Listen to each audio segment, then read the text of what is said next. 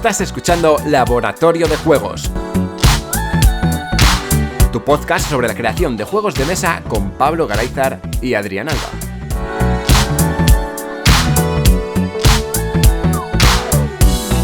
Bienvenidas y bienvenidos a un nuevo programa de Laboratorio de Juegos. Yo soy Adrián Alba y como siempre tenemos al otro lado de la línea a Pablo Garayzar. Hola Pablo.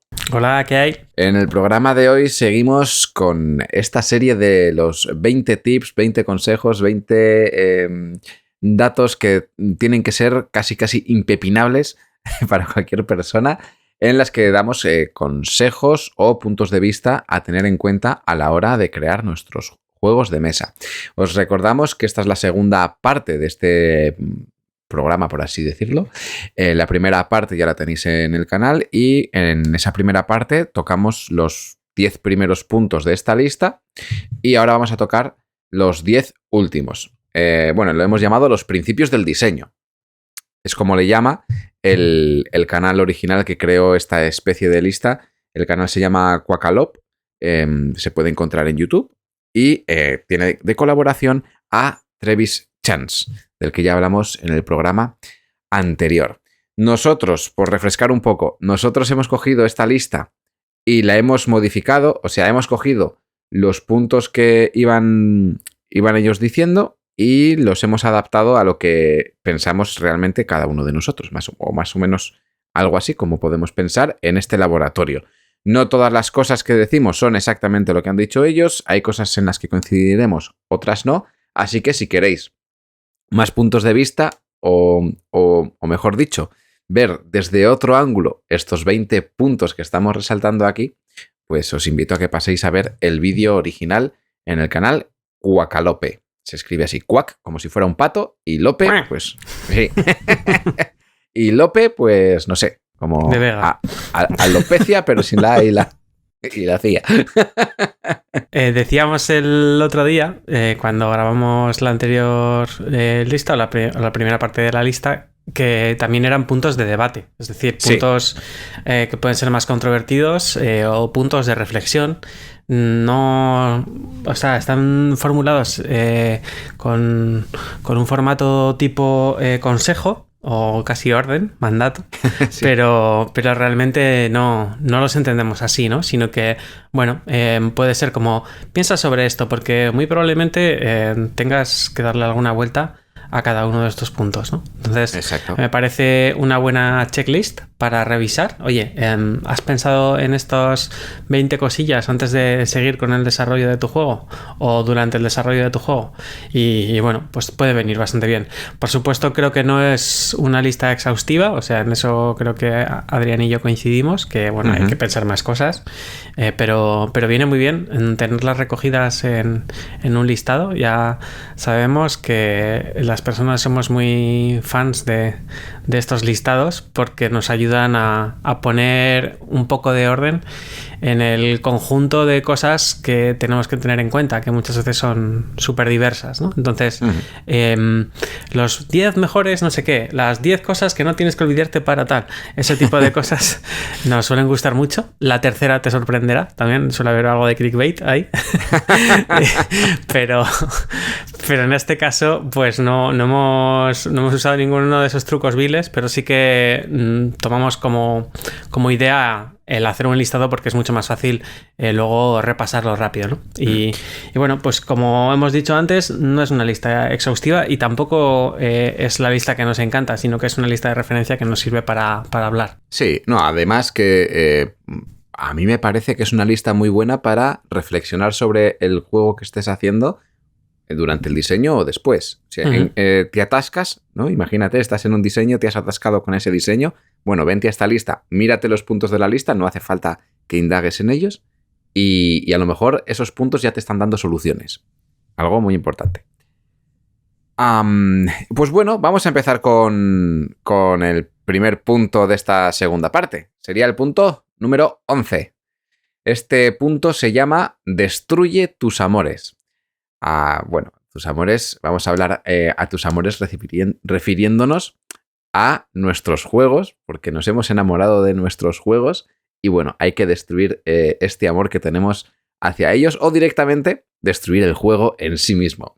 Aunque queramos mucho el juego y le tengamos mucho cariño por el motivo que sea, bueno, obviamente porque lo hemos creado y al final le cogemos cariño a un juego que vamos diseñando, pues si no funciona con la audiencia, refiriéndonos a la audiencia como la gente que juega el juego y no les resulta divertido, por mucho que a ti te parezca divertido, si estás viendo que a la gente no le gusta el juego en términos generales o que no se divierten con el juego, directamente fusila ese juego. Lo de fusilarlo, que es cosecha mía, es fusílalo. Uh-huh. Mándalo al cajón, déjalo aparcado hasta que se te ocurra darle una vuelta, hasta que tengas otros conceptos que se te vengan en mente para poder mejorar esos problemas que tiene, y aprovecha todo el feedback que puedas recibir de la audiencia para poder adaptar el juego a lo que realmente es divertido dentro de tu juego. Hay que tener en cuenta dentro de este punto que muchas veces hacer algo innovador no significa que el juego vaya a ser divertido, porque muchas veces podemos estar diseñando un juego y decir, ¡buah! Es que este juego que he diseñado es una maravilla porque estoy haciendo una mecánica súper loca, he innovado en esto, he innovado en lo otro, pero a la hora de la verdad la gente lo juega y no se divierte jugando.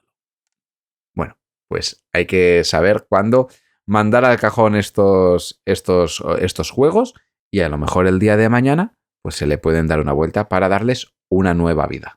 Esto está bastante relacionado con un subconsejo que es no sobreproduzcas tus protos y no ilustres a saco tus protos, porque entonces te vas a encariñar demasiado con ideas que todavía están muy verdes, ¿no? Lo hemos comentado muchas veces en el podcast y creo que tiene un poco que ver también con esto de destruye tus amores, porque es eso, si dedicamos demasiado cariño a un prototipo que todavía no sabemos si funciona bien o si es divertido, pues igual nos cuesta más cambiarlo o nos cuesta más destruirlo, ¿no? Entonces, subconsejo, pues cuidado con dedicarle demasiado amor al prototipo, porque todavía pues puede que no esté funcionando del todo, ¿no? Como comentario así al margen tonto, en algunas tribus y en algunas series de ficción, a los recién nacidos no se les pone nombre hasta que han cumplido un año, porque antiguamente la mortalidad infantil era una salvajada, era muy grande, ¿no? Entonces,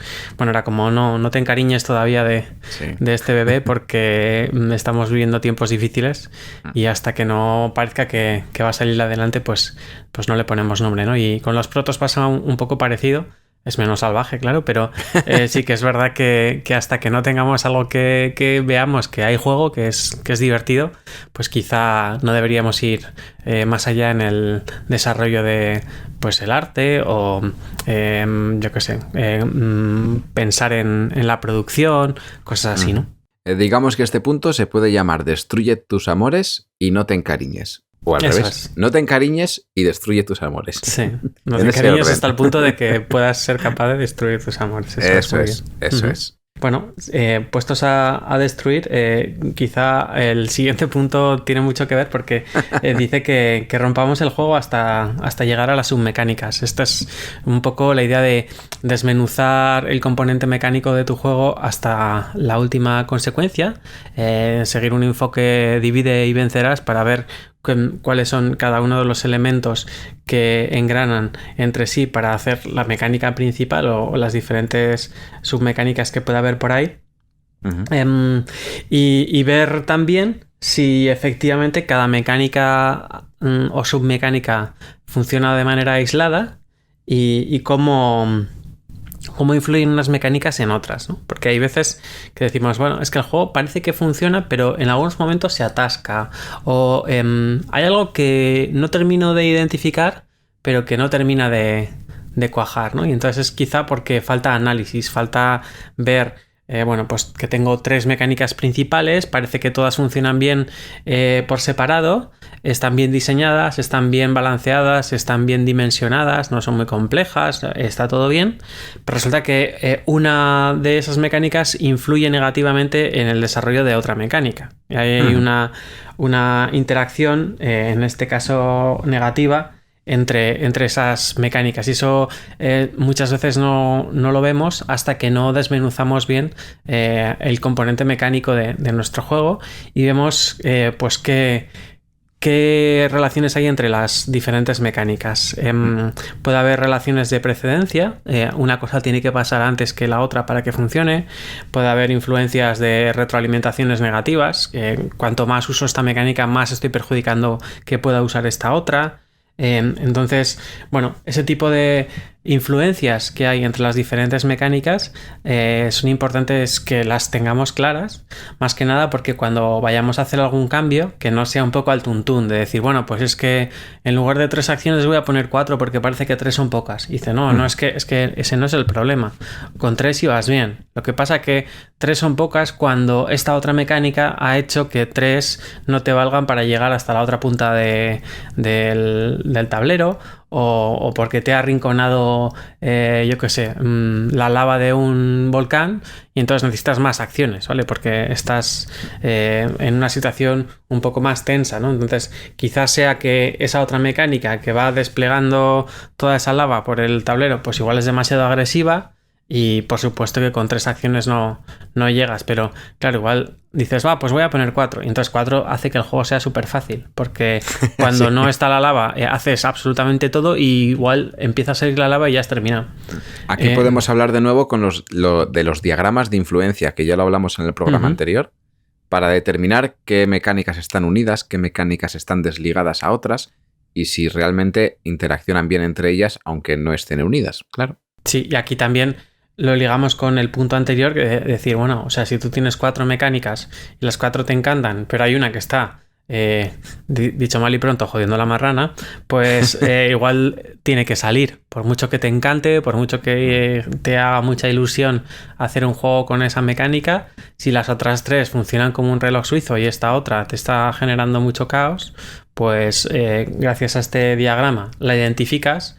Y bueno, la puedes tratar de modificar para ver si termina de no fastidiar, pero si no, pues tendremos que desencariñarnos de ella y que salga del juego, o intercambiarla por otra que sí que pueda funcionar mejor, una vez que ya hemos analizado cuáles pueden ser sus puntos débiles o las influencias negativas que tienen el resto del componente mecánico del juego, ¿no? Vamos con el punto número 13.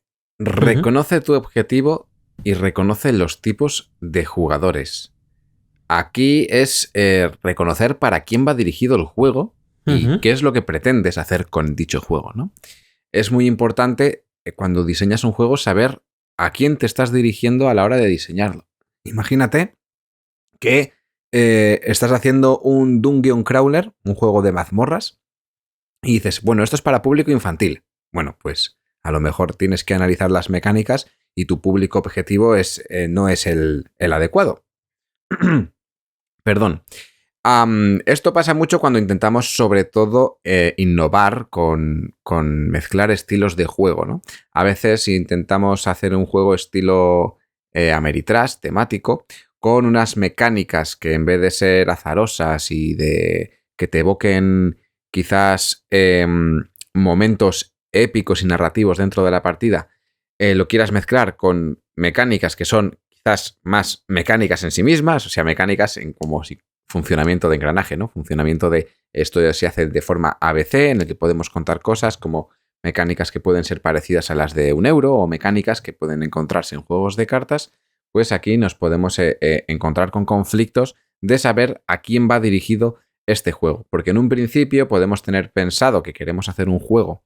En el caso del juego de mazmorreo, imagínate, yo quiero hacer un juego de mazmorreo dirigido a gente que juega a juegos de mazmorreo, pero estoy metiendo otras mecánicas que lo que hacen es que ese juego realmente no va para ese público, sino que debería ir para otro, porque estás camuflando un estilo de juego con otro, ¿no? Esto es un poco raro de visualizar, pero se podría ver quizás con el Gloomhaven, un juego que, aunque va dirigido en principio a gente que juegue a juegos de mazmorreo, tiene unas mecánicas de gestión muy similares a un juego de Eurogame o un juego abstracto, ¿no? En el que tendremos que combar las cartas de unas formas concretas, tendremos que juntar nuestras acciones de una forma concreta en cada turno y poder maximizar nuestras acciones con cosas que tienen un azar mínimo, por no decir que no tenemos nada de azar. Y por eso, bueno, este juego tuvo ese nicho que que salió de los Eurogames y entraron a jugar al Gloomhaven porque tenían estas mecánicas. Y este juego se vendía de esa manera. Es un juego de mazmorreo para Eurogamers. Así se vendía más o menos. No siempre ha sido así y al final pues tiene una narrativa detrás y otros elementos que quizás no llegan a atraer del todo a una persona que busca un juego que funcione como un reloj suizo, ¿no? Pero es posible que sí le atraiga porque el juego está orientado a eso y realmente está bien identificado con eso. Con esto podemos añadir otras cosas. No solamente cuál es el público objetivo, sino también para qué edades está dirigido, para qué tipo de personas está dirigido el tipo de juego. Quizás es para un grupo concreto de personas que juegan un tipo de juegos determinados, o puede ser un juego que sea utilizado como herramienta para instruir en alguna materia, por ejemplo, como una herramienta de trabajo, que eso también hay que valorarlo, si se quiere utilizar como una herramienta de trabajo, porque hay juegos que se pueden utilizar así. Y una cosa muy importante en todo esto es no forzar que tu juego funcione en un ámbito al que no corresponde. No puedo decir que mi juego de mazmorras es para público que juega a juegos abstractos si las mecánicas no hacen que eso sea un juego abstracto, ¿no? No, por mucho que yo quiera, no puedo hacer esto. Y esto va con varias variantes, porque al final si hay juegos abstractos, dicen, no, es que mi juego de mesa súper grande que me he montado con miniaturas te va a funcionar igual que este otro juego de mesa abstracto, que el coste medio de ese tipo de juegos pues es igual de 20 euros y tu juego cuesta 80 porque lo has deslusificado para que sea de mazmorreo, ¿no? Si tu juego está en tierra de nadie, que esto es lo que te puede pasar, lo que tienes que hacer es reorientarlo, independientemente de lo que tú quieras. A lo mejor has hecho una fusión de mecánicas que no funciona. Bueno, pues analiza qué es lo que más divierte, analiza qué es lo que más gusta y con esto reorienta el juego en esa dirección. Si estás haciendo esta mezcla de juego euro con el juego Ameritrash y lo que gusta es la narrativa del juego, pues oye, potencia la narrativa del juego y olvídate de que las mecánicas sean tan precisas o tan estilo Eurogame, ¿no? Al intentar mezclar diferentes tipos de juegos, es muy probable que lo que decíamos, ¿no? Que caigas en el fracaso y al final no hagas ni una cosa ni la otra. Obviamente siempre hay excepciones, pero es probable que no consigas ni una cosa ni la otra. A mí esto me recuerda me hace mucha gracia, pero me recuerda a los campeonatos que hay de boxeo y ajedrez. Que se juega un asalto de boxeo y luego tienes que jugar al ajedrez, juegas luego otro asalto de boxeo y tienes que continuar con la partida de ajedrez y así hasta que alguien consiga un KO o gane la partida de ajedrez. Por supuesto, en el primer asalto la gente juega bien al ajedrez, pero en el tercer y cuarto asalto ya, los movimientos de ajedrez son lamentables porque la gente está muy tocada y además porque normalmente quien boxea bien no suele ser pues una persona que juegue muy bien al ajedrez y viceversa, ¿no? O sea, quien juega bien al ajedrez pues no suele aguantar muchos asaltos. Entonces estos torneos juntan dos mecánicas que pueden tener su gracia, pero están juntadas con cinta aislante. O sea, se nota mucho que no maridan bien, como quien dice, ¿no? Uh-huh. Sí, a veces no solamente con mecánicas, puede ser también con temática. Imagínate que estás haciendo un juego que es súper narrativo, pero le has puesto una narración relacionada con algo que no tiene nada que ver, ¿no? Un juego de mazmorras en el que tienes que ir matando bichos, pero resulta que te has puesto... los personajes son cangrejos bailantes. A ver, van a sacar ahora la isla de los cangrejos para Nintendo Switch, pues me he acordado, ¿no? Que son cangrejos que bailan. Bueno, pues a lo mejor no es lo más adecuado, ¿no? Esa combinación. O igual sí. Oye, una idea que dejo aquí, si alguien se anima, hacer un juego de mazmorreo con cangrejos que bailan. Uh-huh. Con cangrejos que bailan, ¿eh? Sus ataques son bailes. No. O sea, tienes que matar a esos bichos que van saliendo ahí a bailes. A bailes. Tienes que derrotar al enemigo según bailas. Vale. Bueno, ahí lo dejo. Quizás patrones de hacer bailes por losetas. No digo más. Se ocurren cosas siempre. Pues sí. Y bueno, para terminar este punto, hay preguntas que muchas veces tendremos que hacernos, como si realmente ¿soy la persona para la que hice este juego? O sea, yo me compraría este juego una vez que esté en el mercado. Imaginemos que yo este juego no lo he diseñado, aunque lo he diseñado yo. Me abstraigo y digo, este juego me lo encuentro, lo ha hecho otra persona, me lo encuentro en la tienda, ¿me lo compraría?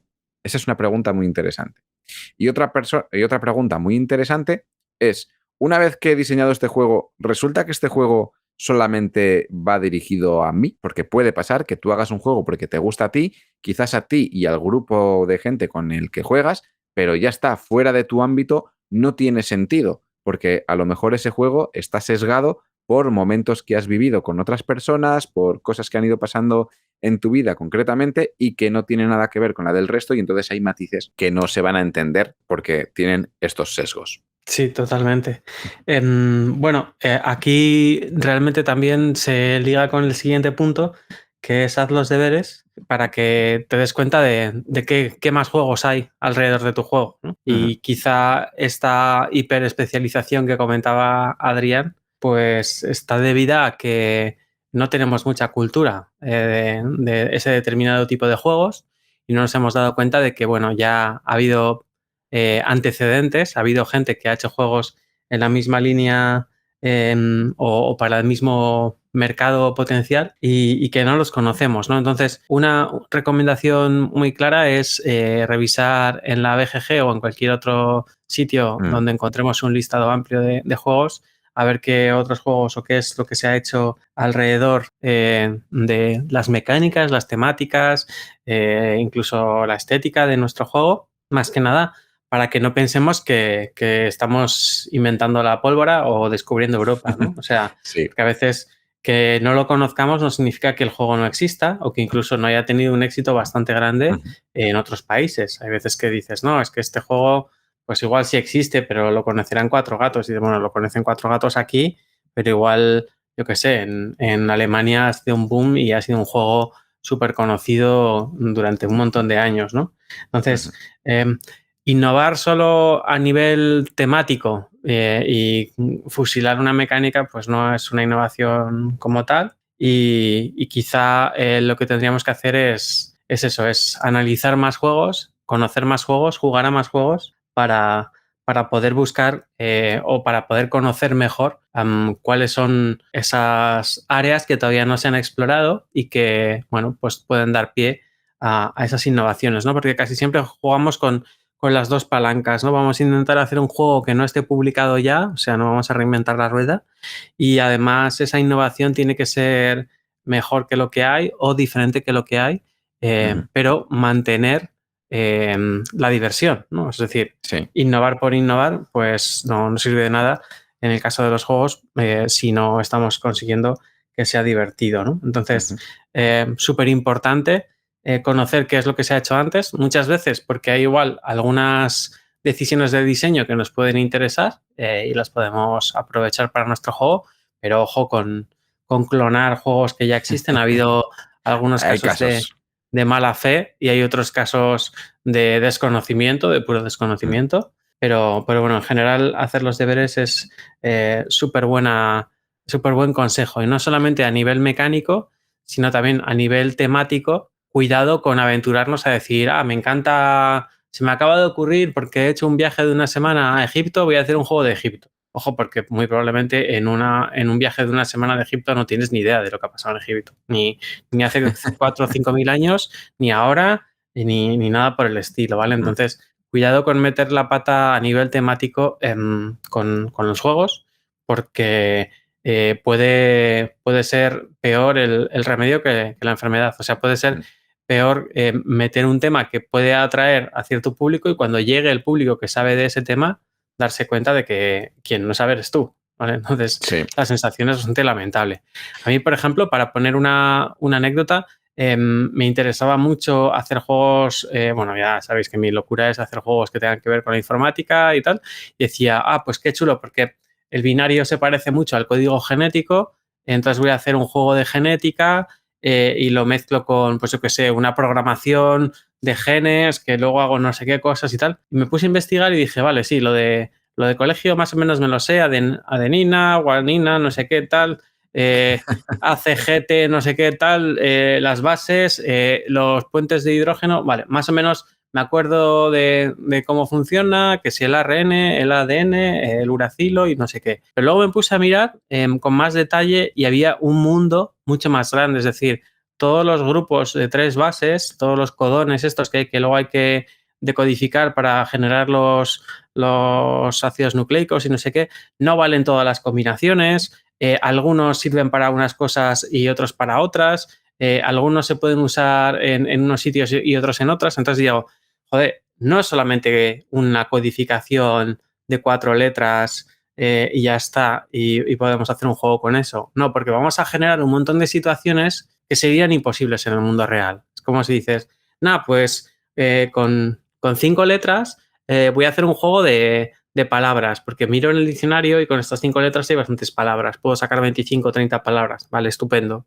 Pero si la mecánica de tu juego te está permitiendo también poner cosas que no tienen ningún sentido, a la gente le va a sacar del juego. Va a decir, joder, o sea, no es que digas gato, taco, pato, loco y todo tiene mucho sentido y te puedes acordar, porque bueno, con esto hay que recordar las últimas 10 palabras que han salido. Bueno, pues me acuerdo, un gato loco que está comiéndose un taco y que pues ha comido un poco solo.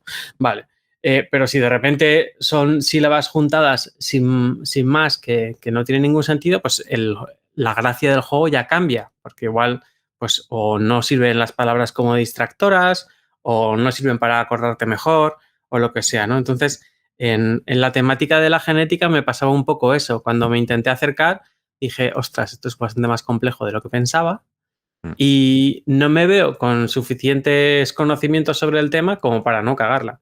Y entonces no me voy a animar a hacer un juego de genética. Viene alguien de genética y dice, a ver, tú no, o sea, no sabes prácticamente nada de genética, esto es imposible, esto no funcionaría, esto no sé qué, esto tal y cual. Y bueno, me podría asesorar, pero también es intentar entrar como un elefante en una cacharrería en un tema para el que no he hecho los deberes, ¿no? Si tocamos un tema realista o histórico, hay que conocerlo bien. Si es realista, dependiendo de lo que sea, pues bueno, puede ser muy adaptable, sabes que estás haciendo un juego y al final puede ser realista simplemente en la temática, pero hay que tener más cuidado cuando tocamos temas históricos. Recientemente ha habido problemas con algunos juegos que han tocado algún tema histórico, que era innecesario que tocaran ese tema y simplemente por hacerlo, pues han tenido conflictos. Me viene a la cabeza rápidamente el Viticulture. Viticulture han sacado una edición llamada Viticulture World, es como un juego completo con más cosas, más expansiones, un montón de historias, que ha metido personajes históricos que se dedicaban o que han tenido relevancia en la cosecha del vino, bueno, de las uvas y de los viñedos a lo largo del mundo y que han ido extendiendo la producción de vino en diferentes regiones. ¿Qué ha pasado? Que han metido ciertos personajes como ese Hernán Cortés, que cuando este juego ha llegado a Latinoamérica, pues allí ha habido ciertos problemas porque la gente no quería ver ese personaje en un juego. Decía, yo vengo aquí a jugar a un juego de hacer vino y de repente me has metido un personaje que en mi tierra ha causado unos estragos muy graves y que encima hay gente hoy en día que sigue afectada por lo que hizo este hombre en su época. Bueno, este hombre, dijeron que fue él o lo que sea, no sé, yo como no estaba allí no lo puedo saber, pero tiene una repercusión negativa allí. Y bueno, la editorial madre sí que puso soluciones, pero esto ya fue un problema simplemente pues porque en la región donde se creó ese juego y las personas que se informaron para hacer ese juego no se informaron lo suficiente como para saber que iban a tener un conflicto con ese personaje concreta. Uh-huh. Es como si, yo qué sé, haces un juego de perretes y dices, bueno, como Hitler tenía perro, pues también lo ponemos de dueños de perros históricos, ¿no?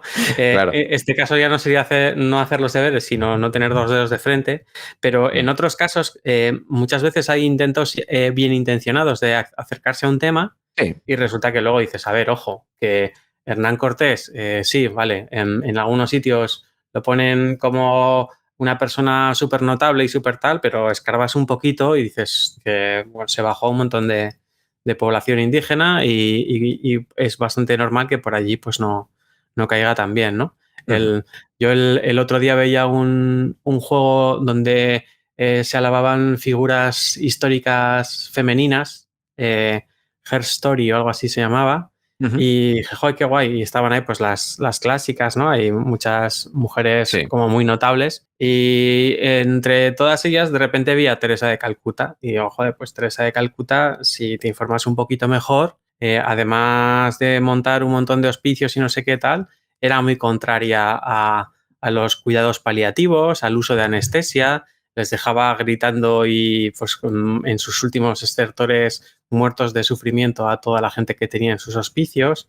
Entonces, desde la manera actual de concebir el cuidado, pues lo que hacía eran verdaderas salvajadas. O sea, Ujú. era dejar morir a la gente entre pues, alaridos de sufrimiento, porque decía, bueno, pues que el sufrimiento humano era un regalo de Dios y ya está, ¿no? Y dices, joder, o sea, eh, creo que necesita una revisitación, ¿no? O como se Sí. diga, una revisión de, pues, qué es lo que consideramos bueno, qué es lo que consideramos malo hoy en día, ¿no? Y ese personaje, pues que puede que sea relevante o que haya aparecido en listados de mujeres relevantes en otra época, pues a mí personalmente me ofende un poco, porque si conociera a alguna persona que ha estado en sus hospicios, pues sabría que esas personas han acabado muriendo y muy mal, ¿no? Y Ujú. bueno, pues me revolvería mucho. Bueno, pues vamos a pasar al punto 15, que se llama No pidas perdón. Y ahora diréis, bueno, pues si yo he hecho un trabajo histórico y está mal representado, pues no voy a pedir perdón ahora. No, no nos vamos a referir a eso. Nos vamos a referir a que no tienes que dar explicaciones constantemente de por qué has hecho una cosa en el juego, por qué has hecho otra cosa en el juego, para intentar que el juego le guste a todo el mundo o para intentar defender tu juego delante de cualquier persona a la que no le guste o no se haya sentido cómoda con lo que tú has estado haciendo. Tu juego no siempre va a ser bueno para todo el mundo. Es más, a mí personalmente, quizás me vienes con un juego abstracto y a mí no me va a gustar. Mecánicamente estará perfecto, te podré decir si funciona bien o me funciona mal, pero las sensaciones generales que me van a dejar a mí no van a ser muy divertidas. Y si me dejan divertidas, mira, pues igual es un punto positivo porque no me suelen gustar los abstractos, ¿no? Ujú. Pero si a mí no me gusta ese juego, no intentes, esto lo hemos hablado muchas veces cuando hablábamos de formas de comportarse en prototipos o en cualquier evento de este estilo cuando vas a mostrar tu juego a otras personas para que te den el feedback. Aunque lo hagas en ferias en las que no se encuentran estas personas especializadas en el diseño de juegos, si alguien te dice que no le gusta algo, pues bueno, lo que decimos siempre, apúntalo, revísalo. Si se apuntan demasiadas veces la misma falta, la misma carencia en el juego, porque todo el mundo te dice exactamente lo mismo, revisa esas partes, pero no intentes justificar constantemente el por qué tu juego está súper bien y por qué esto funciona perfectamente. De hecho, que tu juego no le guste a alguien es bueno. ¿Por qué? Porque la persona a la que no le ha gustado el juego va a tener muy claro cuáles son los aspectos que no le han gustado y por lo tanto te va a ayudar a ti a saber identificar los puntos flojos que pudiera tener tu diseño. Muy bien. Totalmente de acuerdo. El punto siguiente tiene algo que ver, pero si en un lado te dice no pidas perdón, en el otro lado también te están diciendo que, ojo, que todo lo que se te ocurre no tiene por qué ser maravilloso. Puedes defender tus ideas, pero el consejo que nos dan es que puedas hacer algo no significa que tengas que hacerlo, ¿vale? Es muy importante diferenciar estas dos cosas. Alguien a veces nos pregunta, ¿por qué has hecho esto? Y dices, bueno, pues por dos razones, porque quiero y porque puedo. Vale, estupendo, pero en el mundo de los juegos no solamente nos tenemos que quedar ahí, tenemos que pensar más allá, tenemos que decir, bueno, ¿es esta la mejor opción para mi juego? ¿Es algo que le va a venir bien? Es decir, cualquier persona podría montar una campaña de micromecenazgo, de Berkami o de Kickstarter, lanzarse ahí a la aventura, empezar a hacer mucha guerra en redes sociales y conseguir pues, que se financie su juego o lo que sea. Pero ¿es la mejor manera de que tu juego tenga una buena vida, entre comillas? ¿O va a llegar ahí a los 65 backers que has conseguido para llegar a un mínimo que te has planteado de manera un poco ficticia, hacer una fabricación pequeña y que se quede ahí, que el juego pues tenga un ciclo de vida cortísimo? bueno, pues igual ha sido una mala decisión, ¿no? Lo podías hacer, lo has querido hacer, lo has hecho, pero no ha estado bien pensado. Es decir, siempre tienes la posibilidad de lanzarte al micromecenazgo, pero hay que tener un poco de cuidado porque hacer eso quizá no sea la mejor opción.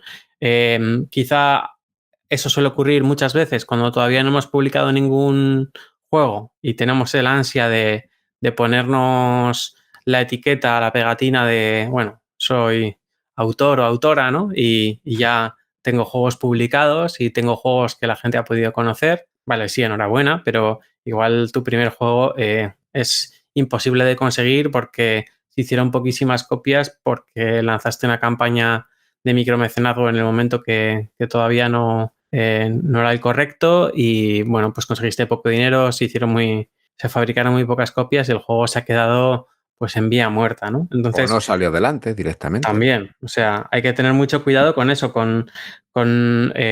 bueno, no tenemos que pedir perdón, lo que decía Adrián, pero sí que tenemos que medir tiempos y ser realistas con el grado de desarrollo que tiene nuestro juego para saber, Ujú. pues de todas las cosas que podríamos hacer, como una campaña en micromecenazgo o como ir a hablar con una editorial. Dices, joder, es que voy a ir al Prototipos y hay un montón de editoriales. Voy a presentarles a estas editoriales mis juegos. Y dices, ojo, que lo que estás presentando todavía no está ni como para jugar. O sea que quizá estés desaprovechando una oportunidad futura.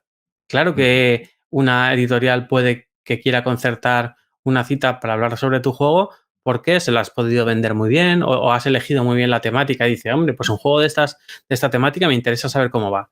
Y luego vas y lo tienes un poco manga por hombro, pues la sensación que vas a dejar va a ser lamentable, ¿no? Y quizá para cuando ya lo tengas bien cerrado, pues te digan, no, mira, es que ya vi un poco de qué iba ese juego. Y dice, no, no, pero es que ha cambiado mucho. Y dice, ya, pero estoy a otras cosas, ¿no? Ujú. Entonces, que podamos hacer algo y que tengamos la posibilidad, además, pues a través de la asociación Ludo o de contactos o lo que sea, podemos llegar rápidamente a cosas que en un principio pueden parecer muy difíciles.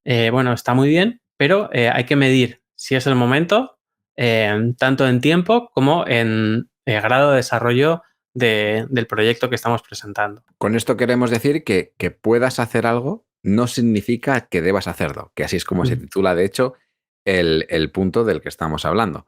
Y esto es importante porque tú lo que necesitas no es tener la opción de hacer algo. La opción de hacer algo tiene que estar ahí, pero necesitas, además de eso, tener los conocimientos necesarios para poder realizarlo. Tú puedes tener la oportunidad de enseñarle un juego a una editorial, pero no sabes, no tienes el conocimiento para expresarte, para demostrar tu juego con las capacidades necesarias para que esa editorial pueda interesarse en él. O quizás en el propio juego estás intentando, dices, vale, yo es que puedo hacer un juego de mazmorreo, pero resulta que no tienes ningún conocimiento sobre cómo realizar un juego de mazmorreo o cualquier otro tipo de juegos, vamos. Puedes hacerte la campaña de Kickstarter, pero no tienes ni idea de cómo llevarla adelante. Como yo simplemente, pues puedes llegar y lanzarte la campaña, pues oye, yo puedo hacerlo en cualquier momento. Bueno, lo haces y resulta que te falta un montón de conocimiento. Y el conocimiento es la base de todo para poder llevar a cabo todas estas tareas que, aunque las tengamos delante, no significa que tengamos que hacerlas. Ujú. El último concepto dentro de este punto 16 sería que asumir que tus ideas van a tener éxito al hacerlas por tu cuenta te va a traer más problemas de los que deberías. Y Ujú. esto es cierto. Yo lo he visto con gente que ha intentado sacar el juego por su cuenta. No, es que el juego lo he enseñado a 20 editoriales y ninguna se ha interesado por él. Entonces lo voy a sacar yo por mi cuenta en una campaña y luego resulta que sale la campaña y la campaña no sale adelante, lo tiene que abandonar porque no ha hecho las cosas bien, no ha hecho las mates bien, no ha hecho la campaña bien, no ha hecho lo que sea bien, porque tenía falta de conocimiento.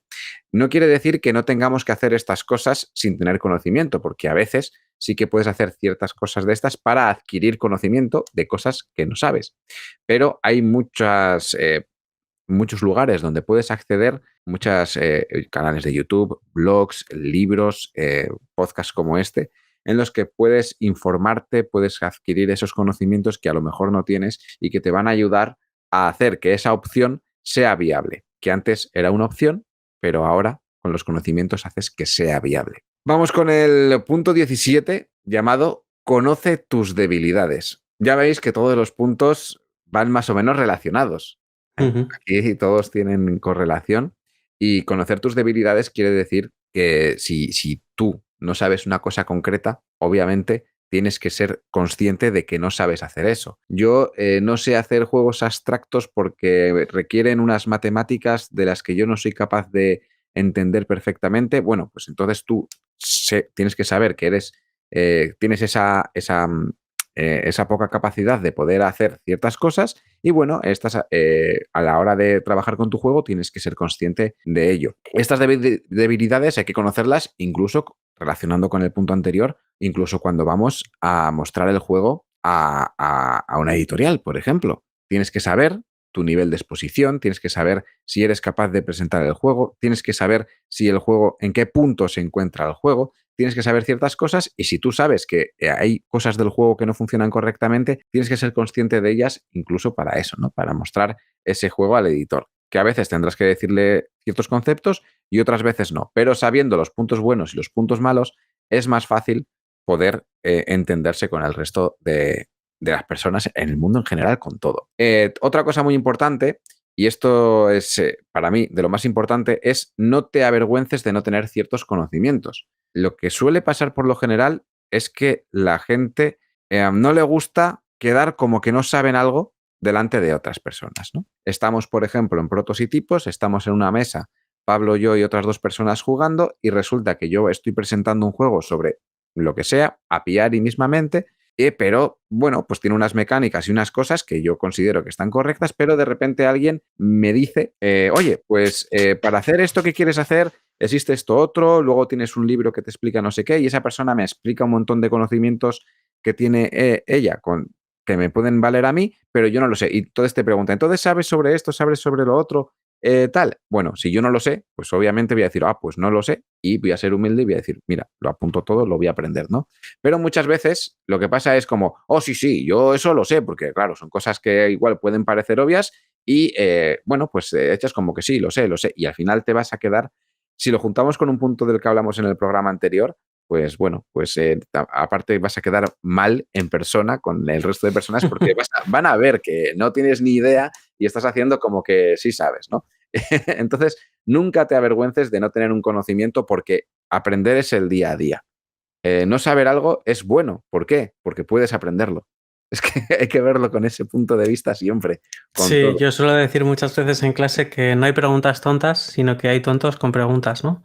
Sí, Que se quedan con la pregunta y no la hacen. claro. No la hacen por miedo a desvelar que no conocen algo, Sí, ¿no? a quedar Entonces, mal o lo que sea. es mucho mejor hacer la pregunta, aunque pueda parecer tonta, y hay veces que de repente la otra persona te mira y dice, vale, claro, es que tú no conoces esto. No te preocupes, te lo explico, si yo lo acabo de aprender, o alguna cosa de esto. O Sí, sea que sí, claro. tampoco es que de repente la gente lleve 25 años diseñando juegos. Lo normal es que lleven unos pocos años, que tengan un bagaje ligeramente diferente al tuyo y tú conocerás más cosas de unas cosas y menos de otras, ¿no? Pero bueno, entre que nos preguntamos y no tenemos miedo a desvelar que hay ciertas carencias en nuestros conocimientos, pues yo creo que avanzamos todo el mundo mucho mejor, ¿no? Y el último punto de conoce tus debilidades es que si eres consciente de que no eres capaz de realizar una tarea, delega esa tarea en alguien que sí pueda hacerla. Imagínate que ya tienes el juego creado, producido, tú has sabido hacer todo lo posible para que ese juego se materialice y lo tengas en físico, pero a lo mejor no tienes ni idea de distribuir el juego. Bueno, pues busca una persona o un grupo o una empresa o lo que sea que sí sepa hacer ese trabajo y delega, ¿no? No solamente con con el ejemplo que acabo de poner, sino con todo. A lo mejor estás diseñando un juego de un estilo, no sabes por dónde tirar en una mecánica concreta porque no la has utilizado nunca o no sabes cómo ligar de alguna forma a eso, pero resulta que conoces a alguien que sí conoce ese tipo de mecánicas, que sí conoce ese tipo de funcionamiento, pues oye, no tengas ningún reparo en ir donde esa persona, si tienes confianza con ella o si tienes relación, en ir a preguntarle y a asesorarte para que te ayude con ese concepto que tú no dominas del todo, ¿no? Esto pasa incluso en literatura, que muchas veces, bueno, parece que los libros son de una única persona, pero muchas veces hay más autores y autoras detrás de ese mismo libro porque tienen relación entre esas personas, hay relación, se conocen y resulta que una persona que ha escrito literatura juvenil siempre, ahora hace un libro que tiene literatura juvenil, pero ha metido una batalla épica basada en un medievo y bueno, para redactar esa batalla, como no tiene ni idea de redactar batallas, pues echa mano de gente que sí sabe hacer eso, ¿no? Lo mismo nos pasa aquí con los juegos de mesa. Sí, a mí con el tema este de los libros, alguna vez alguna amiga me ha dicho, le he pasado tu teléfono a una escritora que está haciendo una cosa sobre informática y quiere saber si unas cuantas cosas que se le han ocurrido de la trama tienen sentido o no, o sea, si podrían hacer o no. Entonces me dice, mira, pues por ejemplo, va a haber un espía y va a intentar pues hackearle el teléfono móvil de esta forma, no sé qué.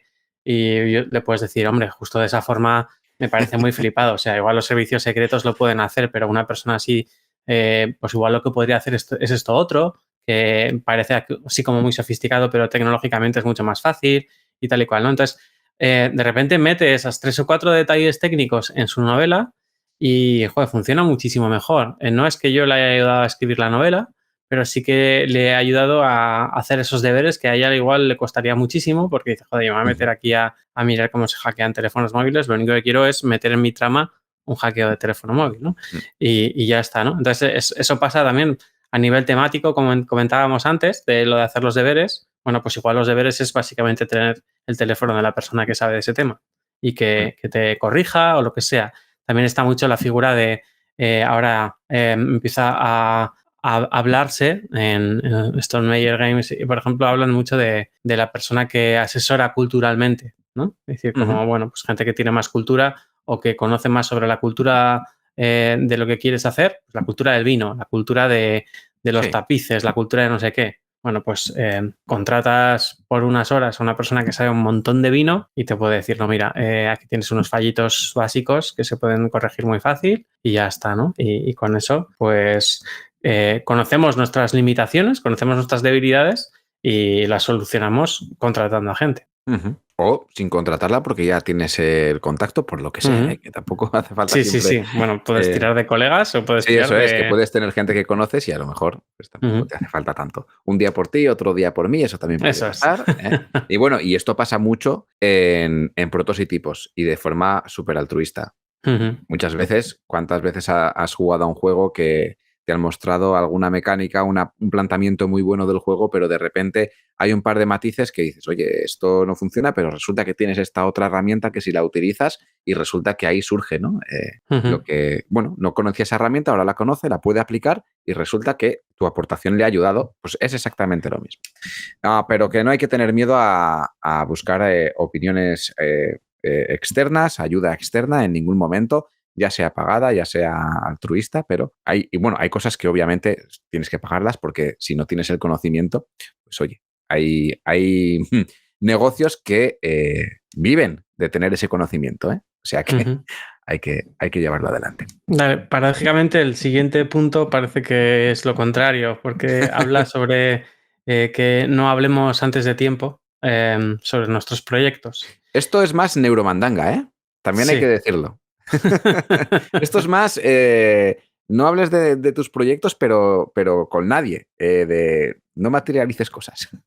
Sí, sobre todo tiene que ver primero, con que haya cierto reposo de tu idea. Es decir, que el silencio es importante, dice, ¿no? Es como, igual en prototipos se da muy poco el silencio. Parece un momento muy creativo, pero cuando tú detectas un error, normalmente en el mismo testeo donde se detecta el error, hay 3 o 4 personas proponiendo soluciones ya. Entonces dices, como, ni siquiera te han dejado reflexionar sobre el error, madurarlo y tal, ¿no? Suelen decir que los momentos más creativos son cuando nos damos un paseo, cuando nos damos una ducha, cuando cerramos los ojos en la cama y todavía no nos hemos dormido. Ahí suelen surgir muchas cosas porque normalmente son momentos donde no podemos hacer otra cosa que pensar, donde los pensamientos que nos han estado dando vueltas en la cabeza por fin se pueden asentar y bueno, ese momento de silencio nos ayuda bastante a organizar nuestra cabeza e incluso a buscar soluciones y encontrarlas a problemas que teníamos por ahí, ¿no? Entonces, muchas veces, si no tenemos ese necesario silencio,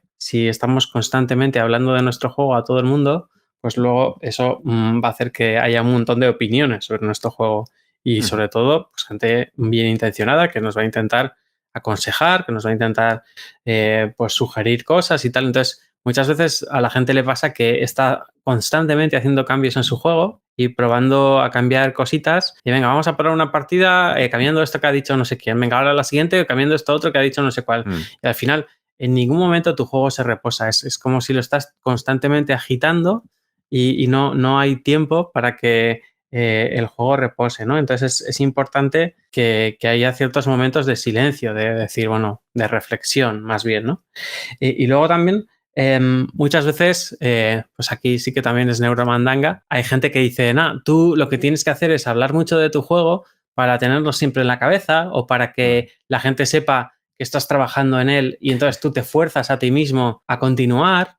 Y bueno, eso está bien, pues si te cuesta mucho motivarte para trabajar o para dedicarle horas a tu proyecto, pero también muchas veces te compromete a ciertas cosas, ¿no? Dices, joder, es que yo había dicho que iba a hacer un Dungeon Crawler, todo el mundo se ha ilusionado mucho porque pues le apetece un Dungeon Crawler, cuando realmente después de reflexionar me he dado cuenta de que para esta temática Dungeon Crawler no le pega bien y que voy a hacer cualquier otra cosa, digo, joder, ya, y a toda la gente que se lo he contado ya, es como una especie de compromiso adquirido Sí. que te limita a la hora de cambiar, ¿no? Entonces dices, no te enamores de tu juego, pero claro, es que yo ya lo he contado, entonces ahora pues no es que no me enamore de mi juego, es que tengo un compromiso social con esto, ¿no? Entonces, si no lo hubiésemos contado a los cuatro vientos y decir como, mira, todavía estoy pensando la mecánica principal o la temática no la tengo clara o lo que sea, pues vamos a mantener esa libertad de decir, joder, pues puedo cambiar la mecánica, puedo cambiar la temática, puedo cambiar lo que sea, ¿no? Y sobre todo, además, vamos a estar más ajenos a posibles influencias de otra gente, porque quieras que no, al final a todo el mundo nos gusta opinar sobre las ideas, aunque sean muy borrador de otra gente, ¿no? Dice, pues el otro día estuve pensando y voy a hacer un juego de barcos que haga no sé qué tal. Ah, vale, pues si es de barcos, métele esto porque no sé qué va a ser. A ver, déjame un poquito en paz que todavía ni lo he pensado, ¿vale? Pero somos muy tendentes a eso y hay veces que, bueno, pues que no dejamos espacio a la creatividad y no dejamos espacio a la innovación porque enseguida se nos contagian con los gustos de gente que ha jugado a otros juegos que puedan ser parecidos, de temática o de mecánica parecida y, bueno, pues nos va pinchando como los globos de la posible innovación, la posible creatividad, el estar constantemente hablando de nuestros juegos, ¿no? Entonces, bueno, con esto no queremos decir que no hables de tu juego para que no te roben la idea, que es un clásico. Eso también. Pero sí, por lo menos para que te dejen que la idea repose lo suficiente y, pues no sé, como que germine y madure de una forma un poco independiente al resto de la gente para ver si consigues pues que sea lo suficientemente innovadora y divertida, que es un poco lo que estamos buscando, ¿no? Con esto queremos decir que a ver, no hablar antes de tiempo quiere decir que digas las cosas cuando realmente consideres que es oportuno decirlas. Muchas veces te va a pasar eso, ¿no? Te llega la idea a la cabeza y ya le has dicho a tu pareja, Buah, se me acaba de ocurrir una pedazo de idea para hacer este juego que va a tener, y tú ya tienes en la cabeza ciertas ideas y ciertas cosas, y de repente, pues te puede pasar eso, ¿no? Que de repente, como bien has dicho, la gente se ilusiona con lo que estás haciendo. Entonces tú te quieres obligar a hacer eso que te has prometido que vas a hacer, o te empiezan a decir, pues podrías meter esto otro, podrías meter tal. Que esto me pasa a mí muchas veces con mis amigos, pero yo lo suelo hacer de forma intencionada. De forma que digo, se me ha ocurrido hacer un juego de barcos, porque has puesto tú el ejemplo, un juego de barcos. Y si se lo digo, si digo eso a alguien, es porque yo realmente quiero que me bombardeen, porque lo van a hacer. Van a decir, pues si es un juego de barcos, pues podrías meter esto y podrías meter lo otro. Se me ha ocurrido que podrías hacer tal. Entonces son ideas que yo voy cogiendo y el hecho de hablar del proyecto que tengo en mente me vale para coger ideas. De hecho, muchas veces solamente me viene la idea, planteo la idea para ver qué cosas me dicen para después descartarlo o no. Pero nunca me esfuerzo, esto es muy importante, nunca me obligo a mí mismo a decir, he dicho que voy a hacer este proyecto, lo voy a llevar a cabo sí o sí porque he dicho que lo iba a hacer. Esto no solamente en los juegos de mesa, sino con cualquier proyecto que realmente no sea obligatorio por trabajo para que te dé de comer o cosas necesarias en la vida, si te estás forzando a hacer algo simplemente porque quieres tener un compromiso social, vas a salir perjudicado Ujú, en gran medida. totalmente. Vamos con el punto 19, ya solamente quedan 2 puntos. Este Ujú. punto, prepárate para el lanzamiento. En este caso es cuando ya sabes que tu juego se va a publicar, ¿eh? Esto es un momento importante, nervioso y que yo no lo he vivido nunca, pero Pablo, tú sí, Ujú. varias veces. Sí, sí, es muy ilusionante, pero parece que es el punto final y para nada. O sea, hay que hacer muchas cosas, hay que hacer promoción, Sí, va a llegar un torrente de dudas de gente que lo compra, que él de repente quiere jugar y que se le ocurren un montón de posibles problemas. Hay mucho nerviosismo, por si acaso, oye, a ver si hemos metido una errata en las no sé cuántas mil copias que hemos hecho del juego. mm, Entonces, es una cosa compleja y que parece como que es el punto final de, bueno, ya mañana sale a las tiendas y ya va a ser una gozada, o mañana se empieza a entregar el Kickstarter o el Berkami que hemos hecho y ya, bueno, le ponemos un lacito a todo este esfuerzo y nada que ver, todo lo contrario. sí. Pero aquí tenemos que ver varias cosas. ¿Por qué? Porque vamos a estar en un pico de felicidad extremo con una ilusión maravillosa porque el juego se va a publicar en las tiendas, va a llegar al público, pero ¿qué va a pasar? Que si el juego llega al público, el público lo va a criticar. Y Ujú. tienes y debes aceptar todas las críticas que lleguen, ya sean positivas, negativas o neutrales, que puede pasar. Hay gente a la que no le va a gustar el juego, hay gente a la que le va a encantar, hay gente que le va a parecer un juego que ni bien ni mal, es un juego que correcto y ya está. Y hay gente que va a ser destructiva con sus comentarios y también hay que saber gestionarlo. Esto hay que aceptarlo antes de lanzar el juego. De hecho, si estás ahora mismo diseñando un juego con el que tienes intención de llegar a publicarlo, tienes que estar asumiendo desde ya que tu juego va a ser destruido por la masa. Aunque luego le encante a mucha gente, da igual.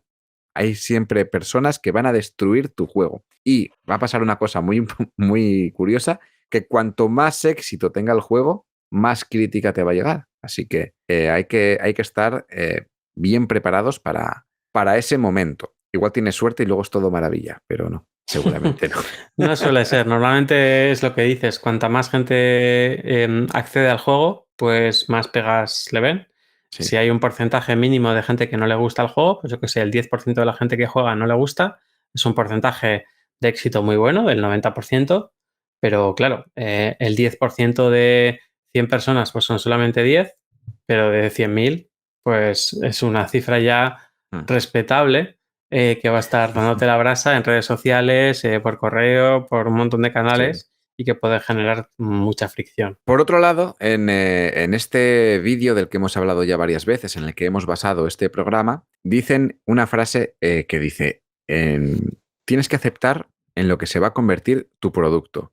Y si nos vamos a quien diseñó Magic, este hombre dijo, Magic no lo hice para vender cartas. O sea, yo hizo un juego de cartas para que fuera cerrado, para que tú jugaras con tus 60 cartas, otra persona jugara con sus 60 cartas y luego tuvieras variedad de cartas para poder crear tu mazo a tu gusto. Pero ¿qué pasa? Que esto llegó a la industria y bueno, pues oye, que si lo sacamos en sobrecitos para que sea intercambiable, esto va a funcionar mejor, si luego sacamos otra expansión dentro de 3 meses va a ser mejor y bueno, la premisa inicial es que no me acuerdo cómo se llama el autor de Magic, Richard Garfield, Sí, no sí. lo hizo con la premisa de, mira, tengo este juego de cartas súper maravilloso que quiero que se juegue, pero resulta que se ha convertido en un juego de compraventa. O sea, es un juego que se compra y se vende más de lo que se juega.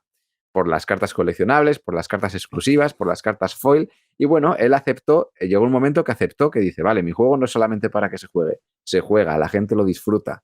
Pero esto va de otra movida. Esto Hay una va de, economía alternativa que se ha claro, generado en torno al juego. claro, esto va de que la gente vaya al metajuego, esto va de que cada 3 meses haya una colección en la que la gente vuelva a estar pendiente de qué cartas salen para poder hacer los mejores combos. Esto va de comprar y vender cartas, comprar cartas que están bien ahora para el meta del juego, vender las que ya no están bien, pero luego el día de mañana que esto sea al revés. Y esto es lo que pide la gente. Esto le ha surgido porque la gente empezó a utilizar así el producto de las cartas de Magic. porque en principio su planteamiento no era este, ¿no? También dicen que no debes encerrarte en tus expectativas, ya que te generarán mayor ansiedad. Y esto es verdad. Si tú tienes unas expectativas con el juego cuando se va a publicar, porque crees que va a ser maravilloso, va a ser un juego muy bueno, va a tener una aceptación terrible y muy buena, resulta que no tiene la aceptación que tú quieres, y cuanto más expectativa tienes, esto es como el hype, cuando hablamos del hype en los juegos, dices, joder, ¿qué hype tenía en este juego? Lo he jugado y menuda bajona, ya no me gusta, me ha parecido lo peor.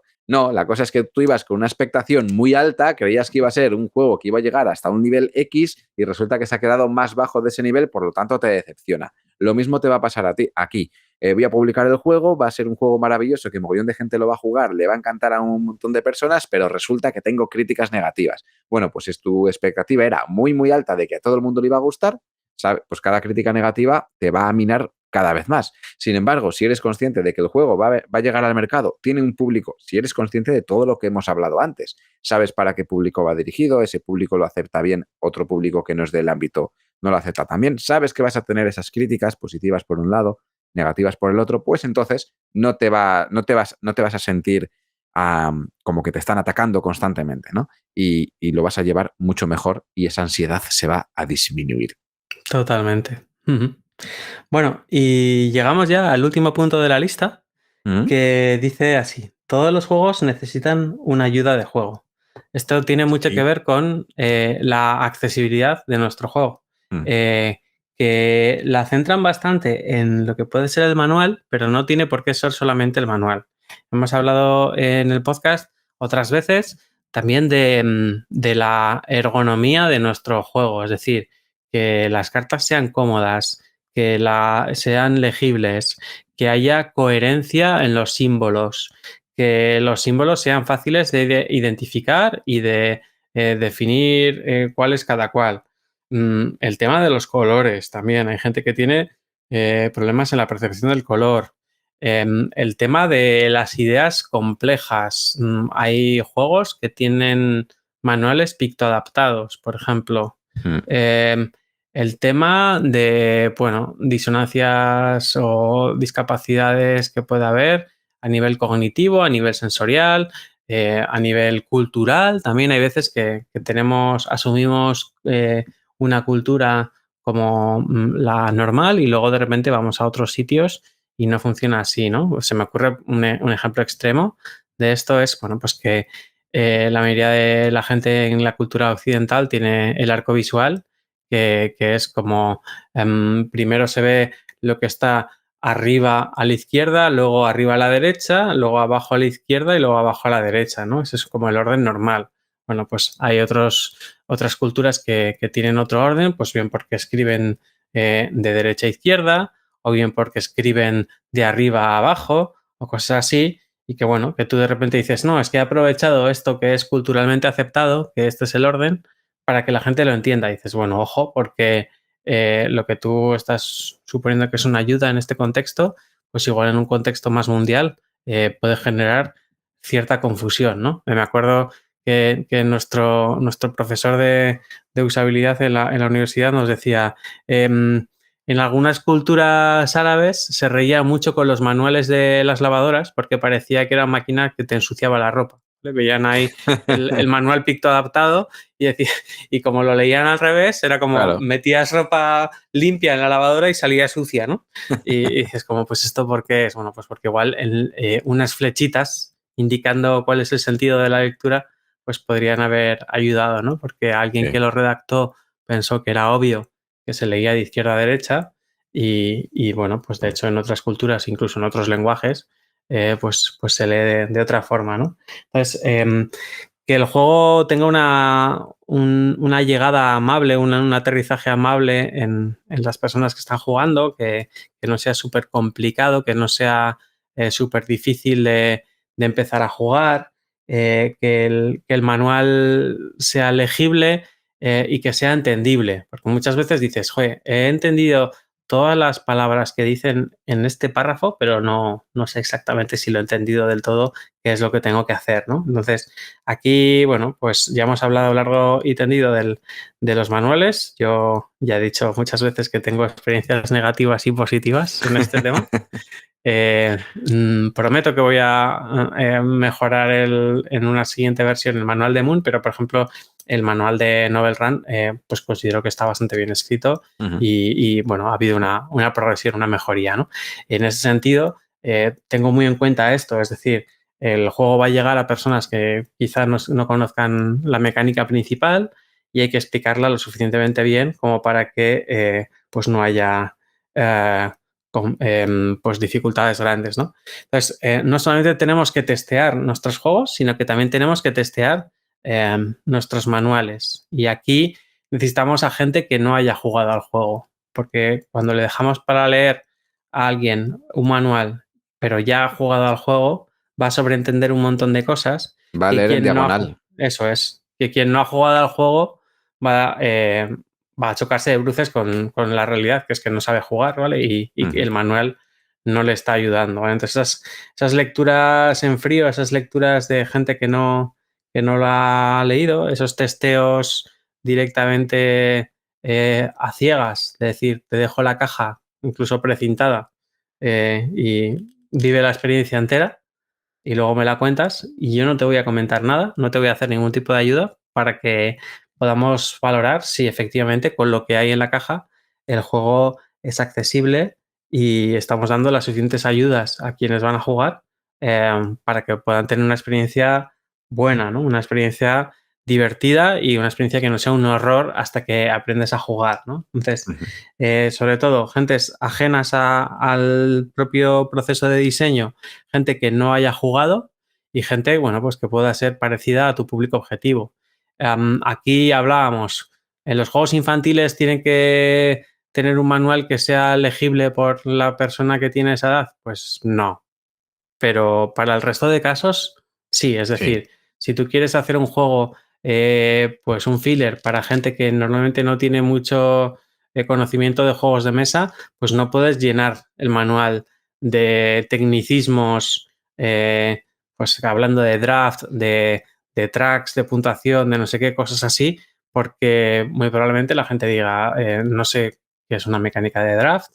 Y cuando me hablas de track, no sé a lo que te refieres. Esta fichita que tengo aquí, que la tengo que poner en un tablerín, ¿o cómo va? Entonces, pues no tenemos que dar por supuesto que, pues que igual el público que va a leer ese manual tiene el mismo léxico jugón que pueda tener otro tipo de juegos, ¿no? Si tú vas a comprar un juego cuyas partidas no bajan de las 2 horas, pues muy probablemente el manual lo puedas escribir de otra manera, ¿no? Y quizá ahorremos tiempo, pues escribiéndolo pues con un lenguaje más técnico o con un tipo de formato más cercano al clásico de los juegos de mesa, ¿no? Entonces, es importante que haya una revisión sistemática del manual y de todos los elementos que puedan servir para entender mejor el juego, sobre todo por gente que no conozca el juego y a todos los niveles, a nivel ortográfico, a nivel de redacción. Hay veces que toda la ortografía está muy bien, pero la redacción es súper macarrónica. Sí. Nos pasa mucho en inglés, por ejemplo. Igual tener un contacto angloparlante nativo pues nos puede venir muy bien. Es decir, esto es inglés, pero ningún inglés hablaría así. Ningún inglés lo diría así. Sí. Nos pasa a veces cuando nos llegan traducciones en castellano que dices, bueno, sí, más o menos se entiende, pero qué dolor. Acabo de Tal perder cual. un cuarto de hora de vida por haber leído este párrafo, ¿no? que me ha costado mucho. Sí. Entonces, es importante eso, que nos rodeemos de gente que nos pueda ayudar para hacernos una auditoría, hacernos un repaso pues sincero de todas las cosas que en teoría deberían estar en el manual, que quizá están, pero no están de la mejor manera, ¿vale?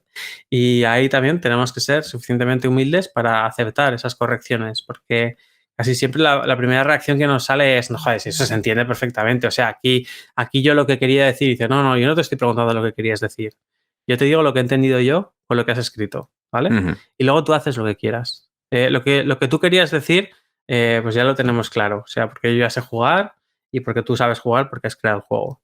Pero no es lo que tú querías decir, es lo que aquí pone y es lo que la gente está entendiendo en función de lo que pone aquí. Y ahí, pues como siempre, os aconsejamos que os dejéis corregir. Es decir, cada corrección que hay de un manual antes de ser editado es un regalo que se está haciendo la persona que os está corrigiendo. Y ahí, bueno, pues tenemos que comentar un clásico del canal y del podcast, que es Rastrapiés, ¿no? Que hace mucho que no vuelve a aparecer por el canal, pero incluso tenéis camisetas y todo, ¿no? Hay camiseta, hay Con su boli camiseta. rojo. Sí, me regalaron una camiseta con su boli rojo. Sí, eso es. ¿Por qué está en inglés? ¿Por qué esta S es rara? No. Porque hay muchas cosas, sí, es divertido, por lo menos. En cuanto a los manuales, hay que tener en cuenta que tú no sabes quién va a leer el manual. Entonces tienes que hacer un manual para que sea entendido por todo el mundo. No un grupo específico de personas, no unas personas que estén acostumbradas a jugar a ese tipo de juegos. No, el manual, independientemente del tipo de juego que estés haciendo, tiene que ser bien leído y bien entendido por todo el mundo. Y encima, es importante que la gente pueda y quiera leerse el manual. Si tu manual es infernal o si tu manual tiene cosas que hacen que ciertas personas no puedan leerlo o que prácticamente nadie pueda leerlo porque está mal estructurado o está mal redactado o lo que sea, lo que vas a hacer es que la gente no se lea el manual y entonces recurran a fuentes externas, por lo que directamente va a repercutir negativamente a tu juego. Yo personalmente he tenido juegos que me he comprado, he leído el manual y sin jugarlos los he desechado. Porque he dicho, yo esto no tengo por qué estar. Es que la frase mía es, no tengo por qué dedicarle un esfuerzo extra a un producto, porque al final los juegos son productos, que me tiene que dar lo que me tiene que dar sin que yo haga nada. Yo sé que me tengo que leer el manual, sí, pero el manual tiene que estar adaptado para que yo lo entienda, yo o cualquier otra persona. Y yo paso muchas cosas por alto porque creo que tengo una capacidad de comprensión lectora bastante buena, pero no todo el mundo la tiene así.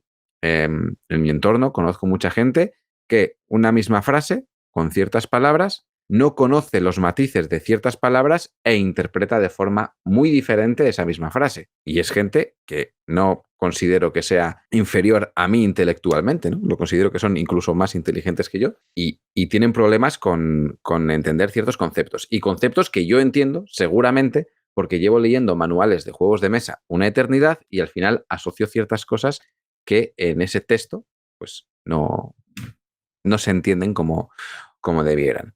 En este punto, que se llaman ayudas de juego, todos los juegos necesitan una ayuda de juego, nosotros lo hemos orientado más al tema manuales, que esté bien orientado, que sea accesible y demás, pero en este canal lo enfocan más a las ayudas de juego literal, la ayuda, la guía de juego de, por ejemplo, orden de turno, cómo es la secuencia de ronda, si tu juego tiene algún tipo de mercado en el que puedes intercambiar ciertos bienes por otros, cómo lo vas a hacer, diferentes excepciones que puedan aparecer en tu juego. Las ayudas de juego aquí dicen que son baratas. Yo no sé decirte si son baratas o no. Lo que sí sé decirte es que se pueden incluir en todos los lugares. Si tú tienes un tablero, puedes incluir ayudas en el propio tablero. Puedes hacer un tablero que parezca un cuadro, que te parezca maravilloso y supervisual, pero resulta que no has utilizado ningún elemento iconográfico que facilite la comprensión del tablero. Bueno, pues aquí puedes poner ayudas dentro del tablero que, bueno, en el manual sabes que si estás en la casilla A pasan ciertas cosas, si estás en la casilla B pasan otras cosas, pero tú puedes poner con iconografía qué es lo que pasa ahí. Puedes tener en una carta, si tu juego tiene cartas, puedes incluir una de ellas para poner el desarrollo de la ronda, por ejemplo, cómo se está efectuando. Si tienes un tablero y tienes un hueco que le sobra un cacho y en vez de poner una ilustración, pues puedes poner ahí unas ayudas. En todos los elementos del juego se pueden poner ayudas. Esto no quiere decir que tengas que tener exclusivamente una carta como ayuda. Y está muy bien reservar la trasera de los manuales como referencias y ayuda de juego. La propia trasera es simplemente el manual cerrado por la parte de atrás, está en la mesa, todo el mundo puede consultarlo y no hay que andar buscando en ningún momento en qué página se encuentra el movimiento que hace el caballo que se encuentra en no sé dónde. Lo tienes todo allí porque son las excepciones que se suelen buscar. Y esto requiere un trabajo de conocimiento del juego, de saber dónde se atasca la gente, de saber cuáles son las problemáticas que se suelen encontrar y de saber qué es lo que realmente le está ayudando a cada persona cuando está jugando a un juego. Las ayudas de juego están muy bien, de hecho yo las suelo utilizar y cuando presento un prototipo te digo, mira, aquí tienes la ayuda de juego con diferentes cositas. Y mucha gente, solamente con la ayuda de juego, ya no necesita que yo les diga nada. Van siguiendo esa guía de juego y saben perfectamente cómo jugar sin que sea tedioso, sin que les abrume, porque es un vistazo rápido a ese momento concreto. Y además, el hecho de tener desde el principio, desde los inicios del prototipo, estas ayudas de juegos te van a ayudar en los testeos a que las propias personas que juegan te digan qué problemas hay en esa hoja de referencia. Tú tienes esa ayuda de juego y te va a decir, oye, yo echo de menos que en esta ayuda de juego tenga esta excepción o tenga este elemento. O bueno, tienes aquí ciertas cosas en esta referencia que realmente son innecesarias porque en el transcurso de la partida son obvias y no hace falta que estén aquí. Bueno, pues forma parte del testeo, forma parte del juego y son elementos que realmente no van a ocupar mucho dentro de la caja del juego o incluso no te tienen por qué incluir ni un coste extra a la producción del juego y que van a ser amables con los jugadores y van a hacer que les guste más el juego o que accedan a él de una forma más eficiente. Totalmente. Pues hasta aquí los 20 puntos. Hemos terminado, por fin. Los 20 puntitos que si los llegamos a hacer todos del tirón, estamos aquí 4 horas. Sí, no, yo creo que en 2 programas queda bastante bien. Dos decálogos. Y además nos da para comentar un poco más, ¿no? De lo que decían pues en el canal original donde se mencionaba esta lista, porque casi siempre tenemos algo que comentar de programas que hemos hecho anteriormente, donde pues algunos de estos consejos ya han salido. Es decir, no hay mucha novedad, pero sí que viene muy bien, como hemos dicho al principio, que alguien los recoja para que los tengamos como checklist. Pues sí. Como cuando van a despegar en un avión y van mirando ahí pues combustible, bien, luces, bien, sistema hidráulico, bien. O sea que es un poco parecido, ¿no? Puerta cerrada, bien. Eso es. Bueno, pues espero que os sirva esta lista que hemos hecho. La pondremos en el canal de Telegram, que ya la pidieron con el programa anterior, así que estará allí hecha la lista. Solamente la lista de los puntos de los títulos de los 20 puntos, ¿vale? Luego ya el desgrane, pues cada quien que lo escuche de nuevo el programa. Si no le gusta nuestros 8 comentarios, que al final nosotros hemos hecho todos los comentarios para cada uno de los puntos, pues que se pase por el vídeo original de lo diré. Quackalope. y allí lo tendrá de una forma más resumida, quizás seccionado en el propio vídeo. Y bueno, pues como siempre esperamos debate sobre esto en el canal de Telegram, que deis vuestras opiniones sobre los puntos que hemos comentado. Si tenéis alguna contrapartida en alguno de ellos, y a veces mencionamos ciertos aspectos y otros se nos olvidan en el tintero, o no contamos ciertas cosas porque, bueno, o tenemos desconocimiento o se nos ha olvidado o lo que sea. Y bueno, aquí estamos para aprender, así que vamos a aprender todo el mundo de todo el mundo. Despedimos aquí este programa de Laboratorio de Juegos y nos vemos en un par de semanitas con uno nuevo. Hasta luego. Adiós. Puedes seguirnos en las redes sociales, Instagram y Twitter, laboratorio_POD. También puedes escucharnos en YouTube, iVoox, Spotify y Google Podcast, Laboratorio de Juegos.